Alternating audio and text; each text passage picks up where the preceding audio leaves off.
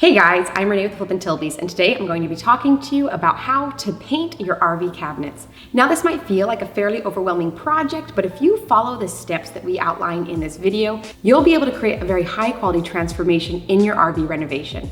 Now the first thing that you're going to want to do for painting your RV cabinets is to remove all of the doors and all of the hardware. This step is easy to want to skip, but I'm telling you, you're going to want to remove all the hardware and all the doors, or else you're going to end up with a subpar finished product. And it's actually going to end up taking you a longer time to do the project as well. So start the right way and you'll save yourself a lot of time. As you're removing all the cabinet doors, you're going to want to label where they came from. We'll typically do something like lower 1 and do left to right, 1, 2, 3, 4, 5. We're going to write this underneath where your hinge was. And then after you write it on there with a Sharpie, you'll put a little bit of painter's tape over the top of that so that you'll be able to pull that off after it's all painted and know exactly where it goes.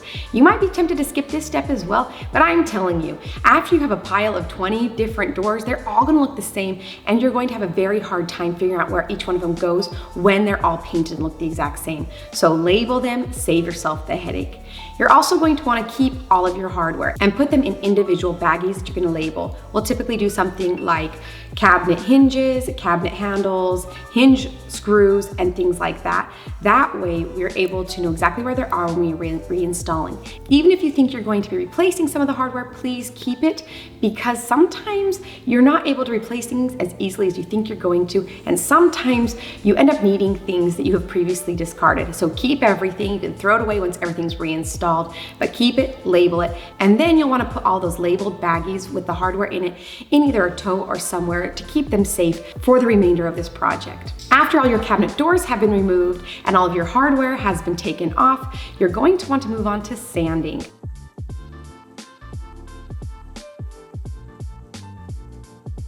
Sanding is an extremely important step because the cabinets are finished with a material that actually repels things from sticking to them.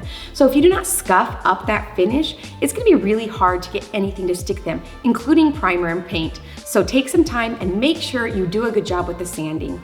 We will typically sand the doors and the cabinet boxes with a 180 to 220 grit sandpaper. I like to use an orbital sander for the main areas of the cabinets, and then I will use a detail sander or a mouse sander for all of the edges that's hard to get with the orbital. And sometimes I will need to get a piece of sandpaper to really get into the fine edges. But for the most part, an orbital and a detail sander should be able to get most of what you need to have sanded. You also don't need to go crazy on this step. You just need to scuff the finish to be able to get things to adhere to it. You also don't want to sand too heavily on anything that has a veneer finish, because you can eat through that entire veneer, and then the particle board that's underneath it sucks up paint completely different than the veneer does, and it will make it so that your finished paint will look different. So go easy on anything that has a veneer, and sometimes it's safer to actually use a lighter sandpaper on any of the veneer finishes. After every surface that you want to paint has been sanded, you're going to want to wipe everything down. We'll typically use a degreaser to wipe everything down.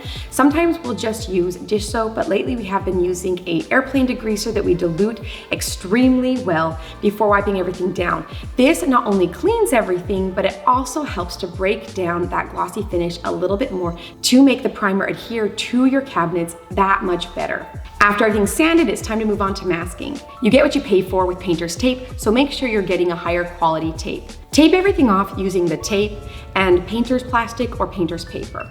If you're not painting the inside of your cabinet doors, you're going to want to put tape on the inside of the cabinet opening. Then cut your painter's paper just a little bit smaller and push it in. This will create a really nice finished look. After every space is covered, it's time to move on to painting. Taking the time to properly do these prep steps is gonna make all the difference in how the end project turns out. After everything's sanded and cleaned, it's time to get priming. We will usually use a gripper primer over all the surfaces that we want to paint. We'll apply this with an airless sprayer, but if you do not have one handy, you can either rent one at a home improvement store, or you can just get a foam roller and roll all of your surfaces. It's not going to be quite as nice of a finish as the airless sprayer, but the foam rollers do have less of a learning curve and less of a cost than the airless sprayers. So a foam roller or an airless sprayer, you're going to want to apply that gripper primer or another high quality primer to every single one of your surfaces.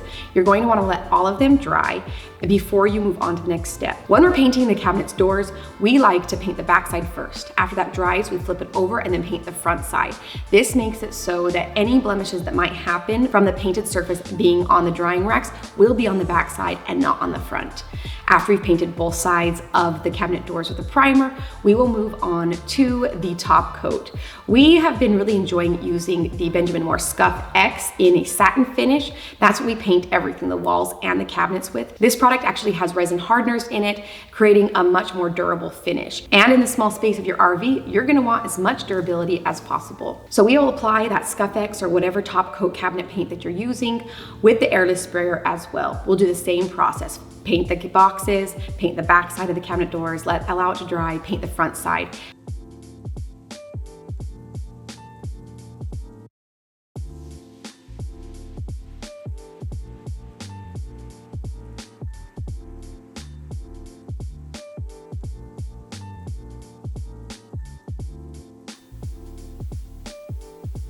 We'll follow the exact same steps for doing the second coat, allow that to dry, and then we are now finished with the painting portion of this project. After everything is adequately dried, please check any cans that you're using for the drying time before you're moving on to any steps. After everything's dried, it's time to move on to reinstallation. When we are reinstalling the hardware, we like to lay a soft blanket on top of a table to put the hinges and whatnot on the cabinet doors to reduce any scratches or any blemishes happening. We'll lay them all out, put all of the hinges on them, flip them over, put all of the handles back on them. If you are planning on replacing your cabinet hardware, you are going to want to make sure that you are measuring from hole center to hole center of each of the original handles to make sure you get the correct size. A lot of the cabinet hardware that you get at a home improvement store is typically bigger than what comes in an RV. So make sure you're getting the correct size. And we've actually had great luck ordering hardware online, especially when we're needing those specialty sizes. And we typically have a wider variety to choose from when doing it that way.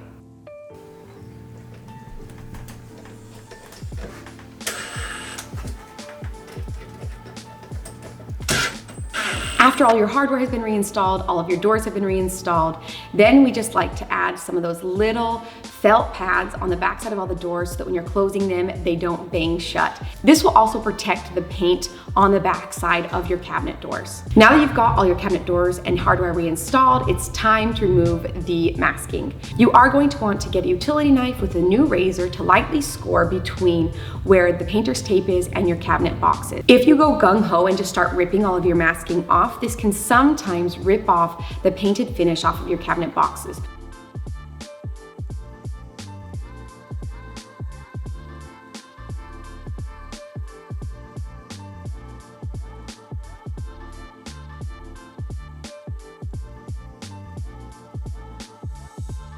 After all the masking has been removed, you now have a beautifully, freshly painted RV cabinets.